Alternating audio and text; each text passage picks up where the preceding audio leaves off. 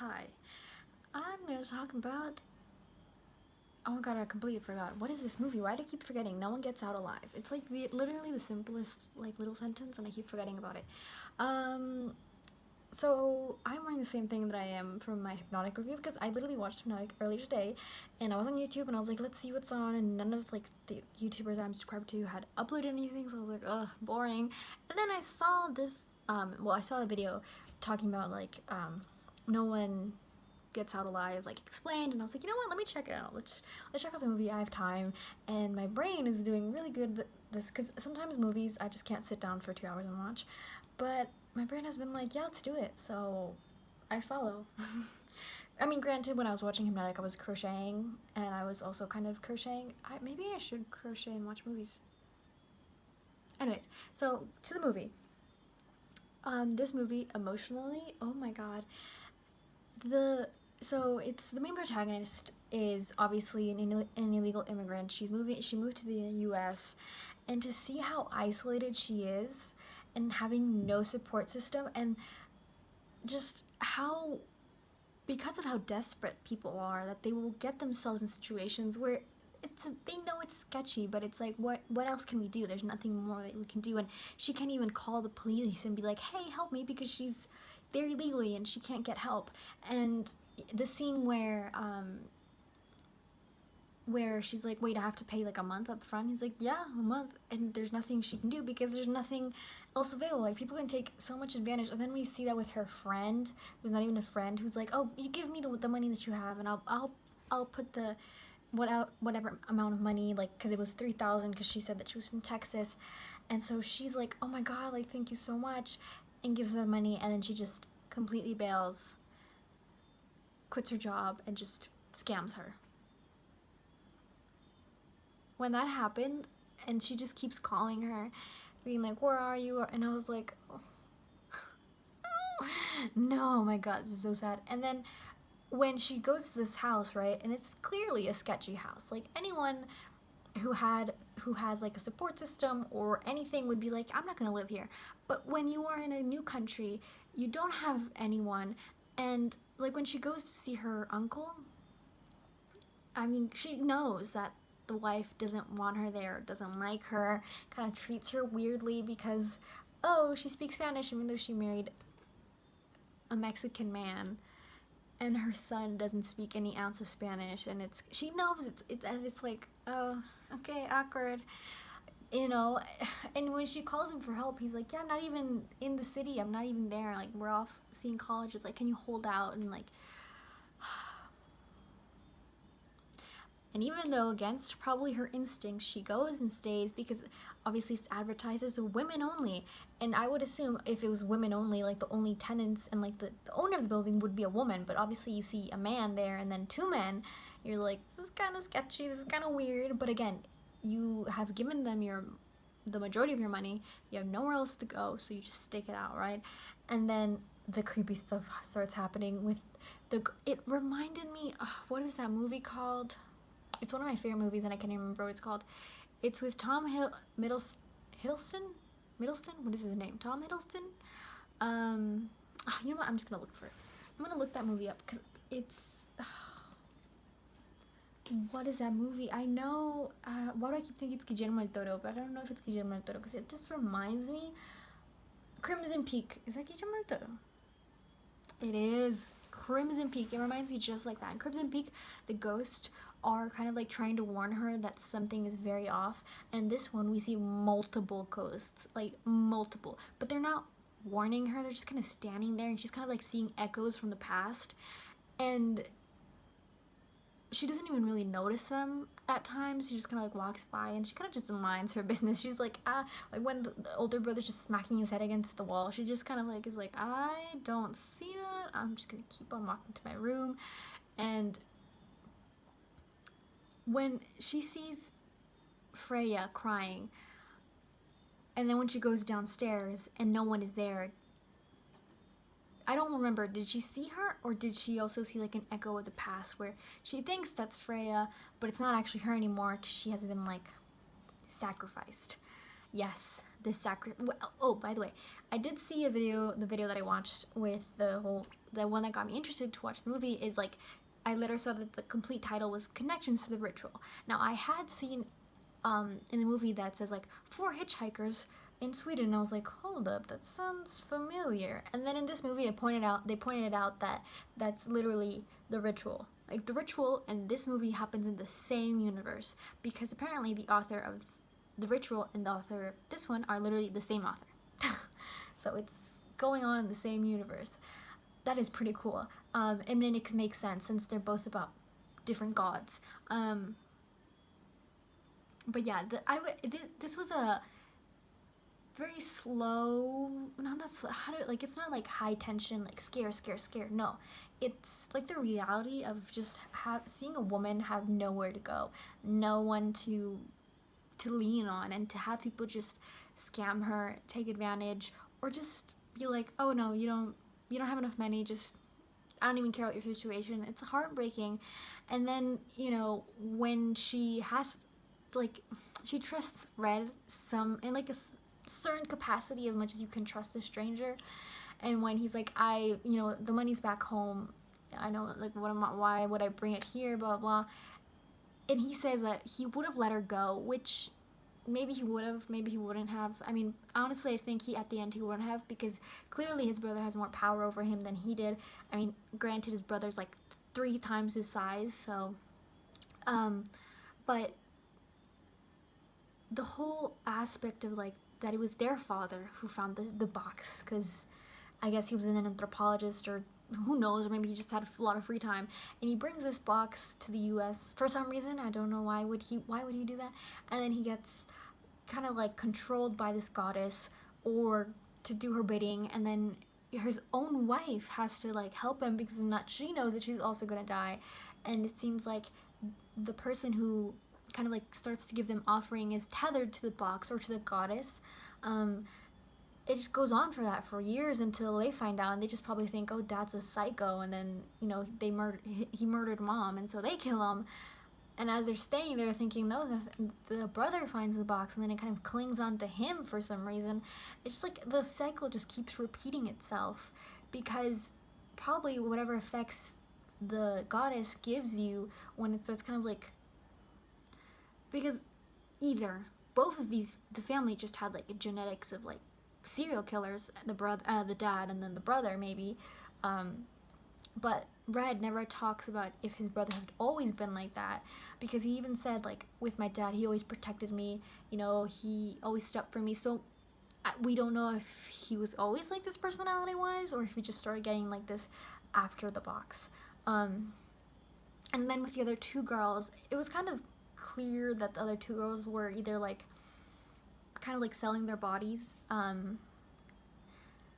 Just the way that they presented themselves, the way that they, you know, were kind of just like very flirty with Red, you know, and the fact that she talks about her son, and that, you know, he's back home, and she just, you know, is making money and stuff like that. Like, they're all there for a clear necessity, which is providing money for themselves or for others, and, you know, because there's more opportunities than from wherever home country they're coming from, right? And the moment when the 3 of them, and the thing is, these 3 women are all strangers, right? And even though the 2 of them are friends, they're all pretty isolated to each other. Like, you know, she can't, Amber, after that betrayal, she just kind of like sticks to herself, right? Until the other girls, Petra and Maria, come and be like, we know what, you know, Becker's doing. Which they don't really mention how they find out, unless he just probably was like, you can't leave or something, I don't know. And then they just decide to all stay in the room, right? And so they're kind of like continue to be mind controlled or something, or like, because they all fell asleep, right? And you would think, okay, something like, this man is gonna try to harm me or kill me. I'm gonna be vigilant, stay up all night. But they fell asleep. So, and then we see her in other moments where she falls asleep and wakes up, you know, she's jolted awake. So I think it's like the goddess or whatever, or the deity. I think it's a goddess. dude, the final scene where she gets like they dress them up, they put the blood on the face and the chalk, and Brett is just kind of there like, ah, oh, yeah, I can't, you know, this has to happen. And then when we see the goddess, I did not expect that. I did not expect that. That thing was huge. Huge. And it was like the tail and the arms and the face and the other arms and the teeth. I was like,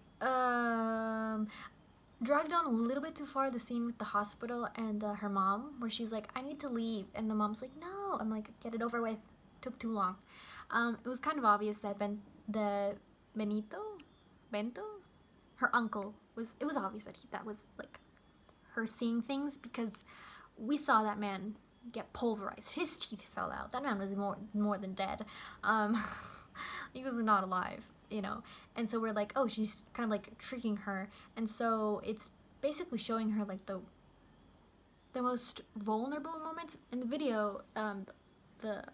He talked about how it was like the most traumatic moments, kind of like keeps him in the trauma, and the fact that Amber was able to kind of like kill her mother is kill her guilt, or kind of like confront her guilt, kind of like in the ritual where he confronted his guilt. Interesting. Very obvious correlations now the more that you talk about it. But dude, it's so sad when she gets away, because, you know, she woke up and the goddess is like, oh, she woke up, can't do anything about that. You know, rules of goddesses, we can't do anything about that. She gets back into the box and just, I guess, dies. And then she can literally leave. She can walk out, but she hears Petra screaming, and she's just like, okay.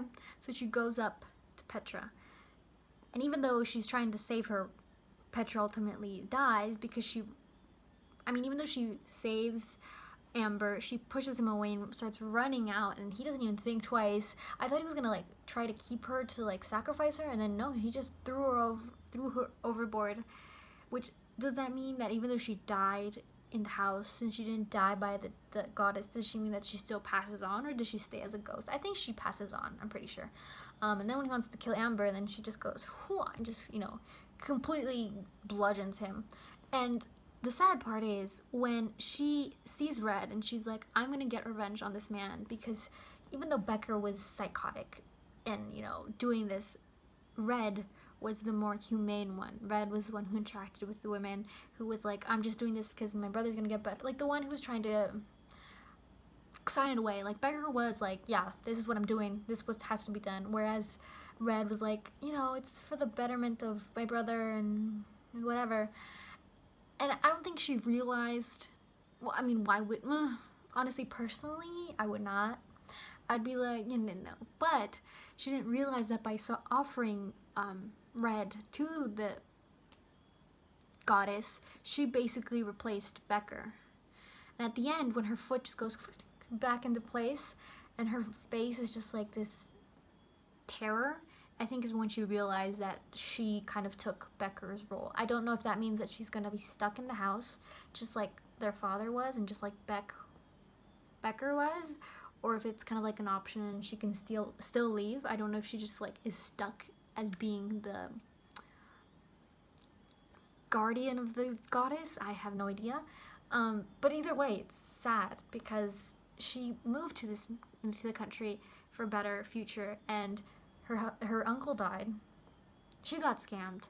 She got taken advantage by, you know, people just being like, oh, she has nothing else to lose, nothing else to blah, blah, blah, so we'll just keep her money, take her money.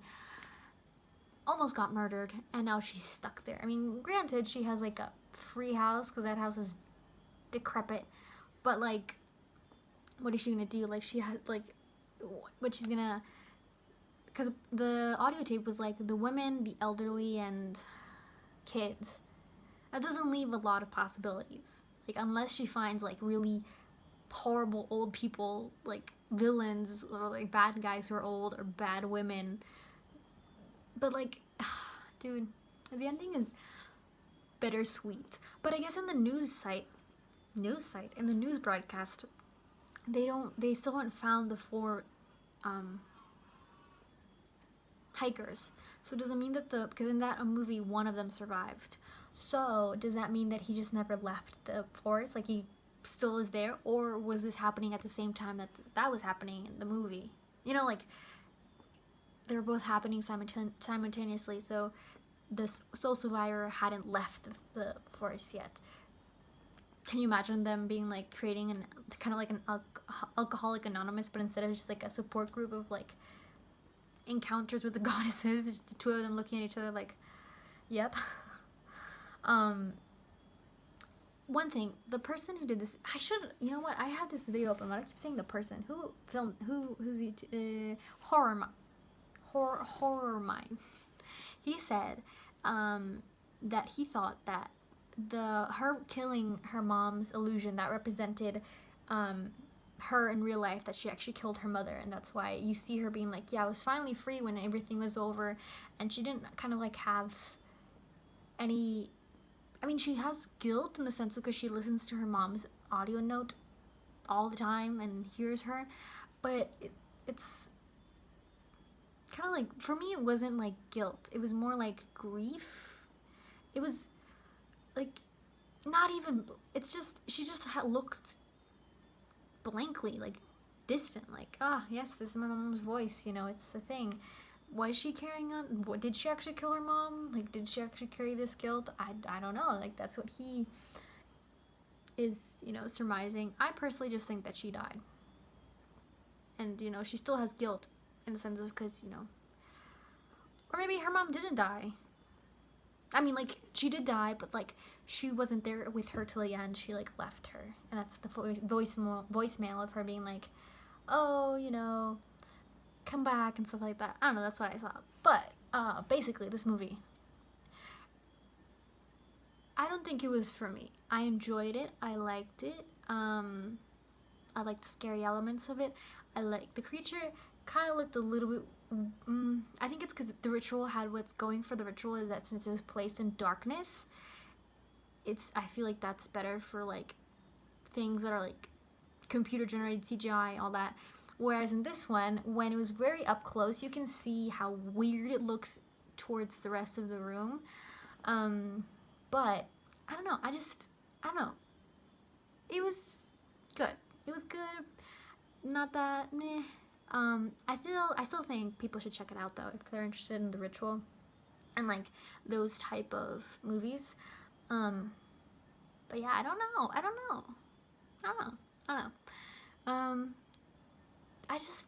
guess I didn't really like.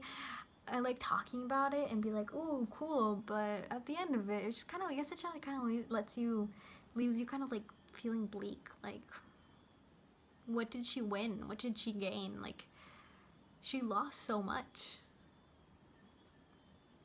So yeah, can't say I recommend this movie, but can't say I don't recommend it.